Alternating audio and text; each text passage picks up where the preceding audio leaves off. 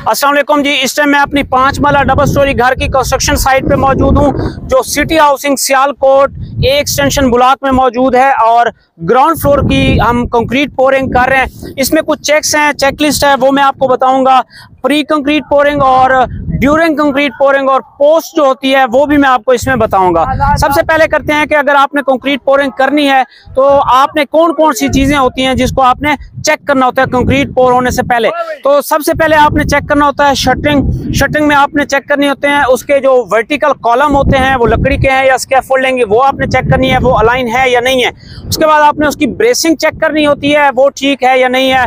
और उसका ground check करना होता है कि जो लोड है, हमारा लोड आएगा वो ग्राउंड पे किस तरह शिफ्ट हो रहा है। ऐसा तो नहीं कि कोई लूज रह गया है और दरमियान से गैप रह गया है, हमारी जो सॉइल है वो लूज है। तो ऐसा होगा कि पॉसिबिलिटी है जब लोड आएगा, कंक्रीट का लोड आएगा, तो आपकी जो शटरिंग है वो फेल हो सकती है। नेक्स्ट जो स्टेप है वो आपने रीइंफोर्समेंट चेक करनी होती है, स्टील चेक करने होते हैं। जैसा कि हम अगर अपनी कंस्ट्रक्शन साइट की बात करें तो इसमें जो चीजें होती हैं वो मैं बताता हूं कि आप तो एक स्पेसिंग है वो आपकी पूरी होनी चाहिए जो ड्राइंग्स में दी गई है। लेट्स सपोज हम अपनी बात करते हैं, कैमरामैन मेरे दिखाएंगे कि 8 बाय 8 इंच की हमारी है। तो देखें 8 का एक खाना और दूसरा भी 8 का है। और ये आपने चेक करना होता है कि आपका जो खाना है, एक बॉक्स है, वो 8 बाय 8 इंच का है या नहीं है। और सेकंड जो चीज़ होती है वो ये होती है कि आपका जो स्टील है, आप अगर किसी कंपनी से बनवा रहे हैं तो स्टील जो है वो लोकल है या फिर इत्तेफाक, मुगल और ये अच्छे कंसीडर की जाती हैं वो है। अब ग्रेड 60 सबसे अच्छा कंसीडर होता है, वो आपने चेक करना होता है। और उसके पहले ये चीज़ ये है, ये कवर होता है, ये आपने कवर भी चेक करना होता है कि इसका जो डायरेक्ट कांटेक्ट है ये शटरिंग के साथ तो नहीं है रीइंफोर्समेंट का। उससे ये होता है कि जब शटरिंग रिमूव होगी तो आपका जो सरिया है वो नीचे से नजर आ रहा होगा और आपका जो कंक्रीट कवर है अगर वो नहीं है तो आपको जो जंग लगने के चांसेस हैं वो ज्यादा होते हैं। तो ये भी आपने एक जो चीज़ है वो चेक करनी होती है। साथ साथ आपने ओवरलैप चेक करना होता है। जैसे कि यहाँ पे हैं हम, तो मैं आपको बताता चलूँ कि हमने जो ओवरलैप दिया है वो ओवरलैप कितना है। तो हमने तकरीबन इसका 3 फुट और 3 इंच दिया है। तो होता यह है 40 to 60 डी होता है, ये आपने चेक करना होता है। इतना आपका जो है 40 to 60 डी एक रेंज है, आप 50 डी कर सकते हैं। डी जो है डायामीटर ऑफ बार्स है। अब हम जो रीइंफोर्समेंट यहाँ पर यूज कर रहे हैं वो 4 सूत्र हमारा नीचे है, ये भी आपने चेक करना है। तो जो मेन स्टील होता है वो अलोंग द विड्थ होता है। तो जो आपका 4 सूत्र है 12 mm का वो अलोंग विड्थ हो। हमेशा आपने मेन स्टील नीचे रखना है और जो डिस्ट्रीब्यूशन बार हैं और टेम्परेचर बार्स हैं वो आपके ऊपर होना चाहिए, अलोंग द लेंथ होने चाहिए। ये 25 बाय 45 है। 25 हमारा मेन बार्स हैं, इस तरह हमने रखे हुए हैं नीचे, और 45 जो है अलोंग द लेंथ वो हमारा 3 सूत्र है वो ऊपर रखा गया। तो आप भी कोशिश किया करें इसी तरह ही रखा करें। उसके बाद हम आ जाते हैं बिजली और जो सैनिटरी का है ऊपर काम, वो आपने करना होता है।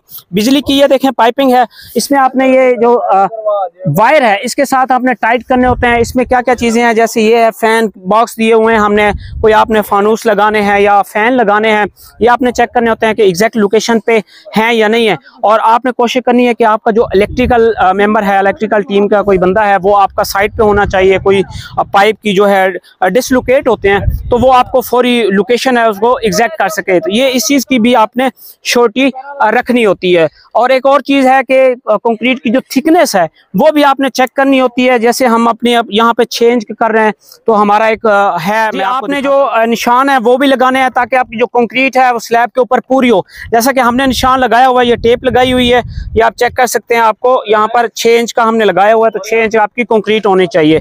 तो ये ड्यूरिंग आपने ये भी चेक करना होता है। और साथ साथ ये आपने चेक करना होता है जो कंक्रीट की क्वालिटी आ रही है, जैसे 1, 2, 4 की रेशो होती है। एक इसमें सीमेंट होती है एक रेशो, वो कोई भी पैमाना आप ले सकते हैं, किलोग्राम ले सकते हैं, क्यूबिक मीटर ले सकते हैं, कोई भी ले सकते हैं। 1, 2, 4, एक सीमेंट, 2 आपकी जो होती है वो रेत होती है और 4 जो होती है उसमें बजरी होती है।